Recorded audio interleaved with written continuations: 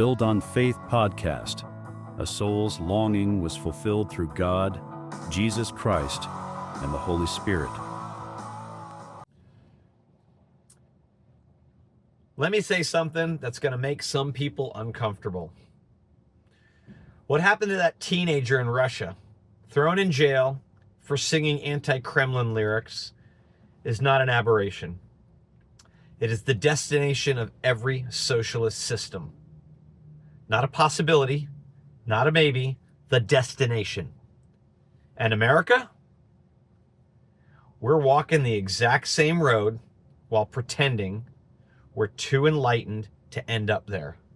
We're not, and no nation is. So, this article headline caught my attention, and I got to thinking about it really because of what's going on in the country. And there are a lot of people burning American flags while waving flags of other countries, talking about socialism, talking about down with capitalism, talking about some even with anarchy. And I just want everybody to realize this. Look, you want to burn the flag? I'll stand up and defend that right all day long. I will differ with Trump on. I don't like it when people burn the American flag, but I will tell you, I will defend with what I have your right to do so, because thrown in jail for singing an anti-Kremlin song. Thrown in jail for burning a flag? Don't agree with that. But I want those doing it to at least realize that if you are burning a flag in Cuba, a Cuban flag, Venezuelan flag in Venezuela, North Korean flag in North Korea, Chinese flag in China, Russian flag in Russia, what would happen to you? And these are all socialist countries. They can brand them as whatever they want, totalitarianism, authoritarianism, and that's the problem right now. These people are selling an agenda that Trump is a dictator. And I'll go on record as saying I don't like the Trump 2028 slogans, hats, and all that anyway, because it just gets people riled up about something that's completely impossible. I have faith in our Constitution. But I want you to realize that if you got your way, and you got the socialism you were after, what you would lose. And you just don't realize it. You want free rent, free education, free healthcare, free school, free everything. And you think capitalism is the reason you don't have it. But what you don't realize, the first thing they're going to take away from you when they make all that stuff free is your freedom. And then all that free stuff, it's a pyramid scheme. It's not going to last long. So Russia is not evil by accident. They're evil by design. Russia is not some mysterious force of nature. It's the predictable result of a century of socialism, a century of the government is the God, a century of treating its people like property, because that's what happens when you don't have free voice and free will to go out and produce and keep your own. Now you're property. And a century of rewriting morality to protect political power. Does that sound like something? Ooh. Epstein files, anyone? People say, oh, Russia's just authoritarian. No. Russia is a socialist authoritarian. And there's a crucial distinction here. Authoritarianism silences enemies. Socialism ultimately ends up silencing everyone.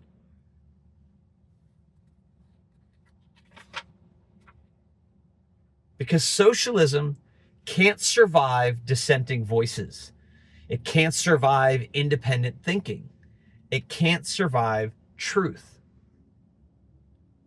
So when a teenage girl sings lyrics challenging the government, they throw her in a cage. Welcome to the system people in America are praising on college campuses. America's founding would be completely illegal in Russia. And I want everybody to just please try to think about this And I know our audience is typically not the people who I'm really, really trying to get through to in a sense. So I challenge you to share this with somebody who might be on the fence. Someone just left of center, okay? Here's the controversial part. If the United States were founded in modern day Russia, every single founder from Jefferson to Adams to Washington would have been imprisoned or killed immediately. There would have been no leeway even. And a part of that is because Britain at the time wasn't socialist. It was a monarchy. And I'm not defending monarchy, but it is different. Socialism is the Trojan horse from which comes the dictatorship, the authoritarianism, the communism with which you think you're fighting right now. Because the founders didn't believe in government-given rights, which is what is the foundation of socialism and thereby communism. They believed in God-given rights. They believed government is limited. Russia believes government is absolute. They believe the individual is sacred.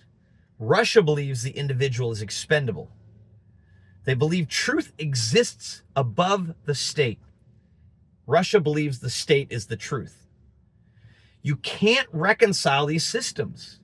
One produces freedom, the other produces oppression.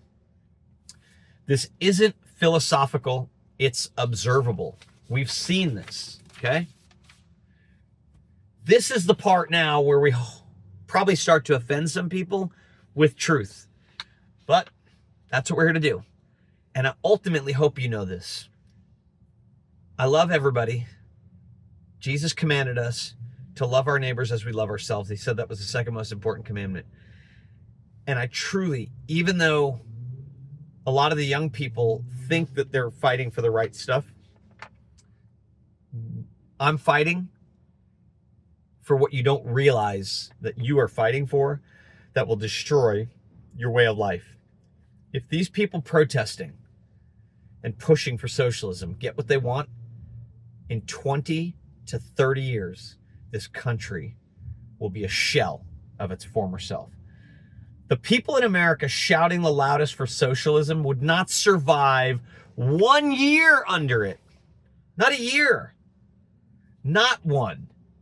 The activists who demand absolute government power, the ones who scream for total equality and collective truth, would be the first people thrown in jail the moment their ideal system gained power. Listen to the words from the mayor-elect of New York, Zoran Mamdani himself. There is no problem too big for the government to solve, and no problem too small for the government to care about. That is more code language, whether he truly means it or not, for let the government handle everything for you. Your food, your money, your housing, your means of production, and oh yes, your religion. Watch out, because it will come. And it is happening right now. People who are afraid of theocracy, and I've talked to some, go look at Iran. And look at some of our so-called ally Arab countries. And for a moment, I'll ask you, the Muslim religion, in my opinion, is more akin to socialism, way more, than Christianity. The kind of socialism that we believe is real socialism. I think people have been confused and misled to believe that socialism is wonderful. Yeah, it's wonderful for a short period of time. But there are cities in our country right now that are essentially being, from a population demographic perspective, percentile-wise being overtaken by people of the Muslim faith. If you look at Sharia law and any of the other stuff, you can't help but ask yourself this: why are so many Muslims immigrating to the United States? You got to answer this on your own. Because if you just said to me generally, if you'd asked me 5 years ago, like, why do so many people want to immigrate to the United States? I would say for the American dream. It's the one country in the world where you can come and become an American. You don't go to Saudi Arabia and become a Saudi Arabian. You don't go to Iran and become Iranian or Persian. You don't go to France and become French. You don't go to Germany and become German. You don't go to China and become Chinese. But you come to America and you become an American. If I moved to Mexico and had children in Mexico, my children would not be Mexican. If somebody from Mexico comes to America and has children born here, they're American. It's a unique thing that I think is being completely lost in this whole conversation. But I bring this up because I can't help myself but ask is, why are there so many Muslims, immigrants in Texas, in Michigan, in New York, and not immigrating to Saudi Arabia, Bahrain, UAE? These are very wealthy, already Muslim Arab countries. Why aren't they going there? Why are the Somalian Muslim refugees not moving to Bahrain? It's interesting. It's worth asking. So, no problem too big for the government to solve. No problem too small for the government to care about. You cannot empower the government to control everything and expect it to stop at your opinions. You are about, be very careful what you wish and fight for, because you just might get it. Ask Russia, ask China, ask Cuba, ask Venezuela. Every socialist revolution eats its children, every single one. Castro did it, Stalin, Mao Zedong, you name it, all did. And America is drifting toward that same scary cliff, and nobody wants to admit it. But I'm going to say it right here, right now, and I don't care. I'm going to take the backlash. Here's the controversial truth that people don't want to talk about. America is drifting toward a system that punishes dissent exactly the way Russia does. Revel protesters, no kings protesters, joyfully revel in the fact that you can protest like that without getting thrown in jail. Because if you were in any one of those other 4 countries I mentioned, you would be gone, disappeared, never to be heard from again.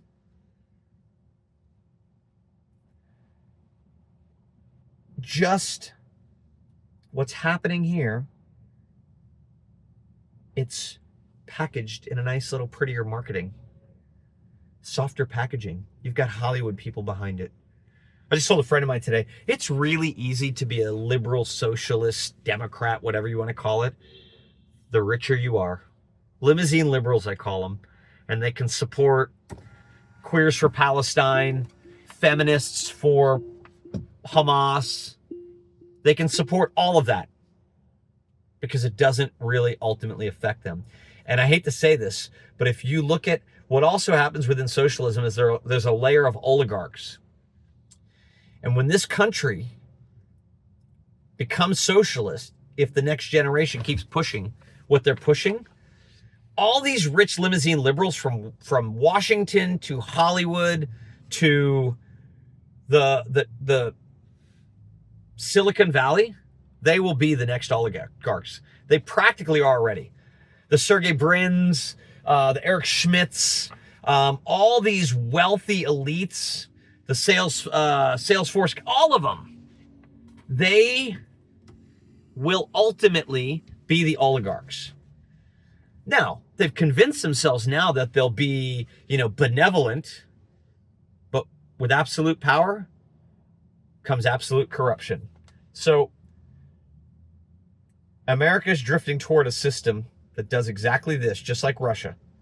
They're just doing it in a slightly more, well, because it's early on. At the beginning of most socialist uprisings, it comes at this sort of like benevolent packaging. It's like it's wrapped up in this this benign, benevolent, like we're here to help everybody. But censorship, control of the media, we already have it.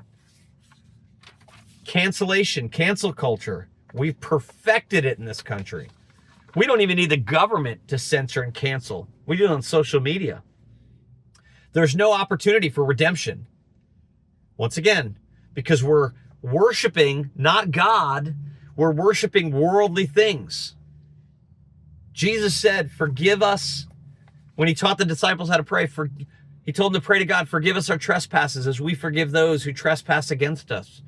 We're supposed to, in the manner with which we forgive, we will be forgiven. But we cancel at the drop of a dime. And we also don't hold people accountable. Like, I agree. I'm not going to cancel Tucker Carlson, but he should have held Nick Fuentes accountable for what he said and what he believes, instead of having a little bromance. Approved speech versus dangerous speech. It's already being classified and outside of your control to decide. They're in the UK, they're arresting people for hate speech and for other just dumb stuff. Pressure to conform to political narratives. That's everywhere. And the church, God bless us, has been so afraid of being offensive that we've surrendered territory we're supposed to defend. More on that in next week's episode, because that's going to backfire. If America ever collapses into socialism, it won't be because our enemies were strong. It'll be because our believers were silent. And so many in the church and the church body are silent, because that's the remnant that God talks about that needs to stand up and rise up. Socialism always leads to anti-God. Let's cut the sugar coating. Socialism is not just an economic structure, which is what people have ignorantly convinced themselves of. It's a theological rebellion, because socialism fundamentally says there is no God higher than the state. So think about that. We're believing that socialism is just going to help people from an economic standpoint. But when you put the state above God, the state becomes God. And now anything against the state or in anything God above, we talked about God should be first chair in your life. Well, that's going to become a problem now for the socialist state. That doesn't work for socialism. It's like thinking about the difference, between theocracy and the separation of church and state. In the United States, in our constitutional republic, which is what we are, not a democracy, religion is supposed to act in harmony with government. And yes, you're supposed to be able to have and practice any religion you want, but there needs to be a fundamental set of moral principles and values that we can all go back to. Not having our rights given to us by the government. Our rights are given to us. We're all endowed by our Creator with certain inalienable rights. Let's not forget that. Let's stand up and speak about it. This is why every socialist nation bans Bibles, censors churches, jails pastors, punishes prayer, and controls doctrine. The moment government takes the role of God, the first thing it kills is your freedom, our freedom, your freedom. Freedom of religion, freedom of thought, freedom of expression. Be careful what you wish for. The second thing it kills is the truth, and then they redefine it. as their truth. And the third thing it kills is the people who still believe in either of those, because you become a threat. Listen, it is time to draw a line in the sand. So let's be controversial. Truth often is controversial. If you go back and read the Declaration of Independence, it was very, very intelligently, very craftily written to speak truth to power. And that was the beginning of the foundation of what created this country. The Constitution of the United States is changeable, but it's difficult to change. That was by design. When it really needed to be changed, it could, but it's hard. The Constitution and our government was set up as a constitutional republic to protect the minority from the majority. What's going on in California with this ballot, with Prop 50 passing? First off, everybody's fooled, and I hope they challenge that in court, because that was false advertising, and there should be penalties against that, and politicians should be held accountable for that. But the conservative population of the state of California is so underrepresented that it is mob rules, and that is not what the Founding Fathers intended.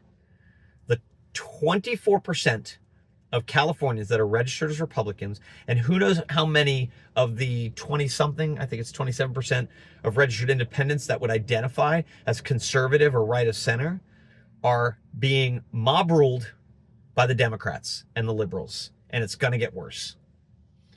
So the difference between the United States and Russia is not geography, it is not culture, it is not leadership. It's the difference is the source of our rights. Russia, the state gives you rights, so the state can take them away. In the United States of America, God gives us rights, so the state can't touch them, because they are inalienable rights endowed upon us by our Creator. One more thing. Christianity is the only religion of free will. You do not have to be a Christian. There is no, yes, as Christians, we are called to go out and disciple and spread the good news to the ends of the world. Spread it, share it, not force it in every home. As you may have heard recently in some post-New York mayoral election win speeches. Every freedom we enjoy in America, speech, worship, conscience, assembly, flows from that single truth that God gives us our rights. You remove the foundation, you lose the freedoms. And right now, America is flirting with removing the foundation. That's the part that nobody wants to talk about. So here's my message to you, and it's controversial because it's true, and I'm not holding back. If America abandons God, we will not remain free. If America embraces socialism, we will become Russia. Maybe not overnight, but inevitably. If a teenager can be thrown in jail for singing a song, don't kid yourself, your freedom is just as fragile. Stay awake, stay alert, stay loud, stay anchored in the truth the government can't rewrite, and always, always stay built on faith. Praise Jesus. Praise God. Have an amazing day. Build on Faith podcast. A soul's longing was fulfilled through God, Jesus Christ, and the Holy Spirit.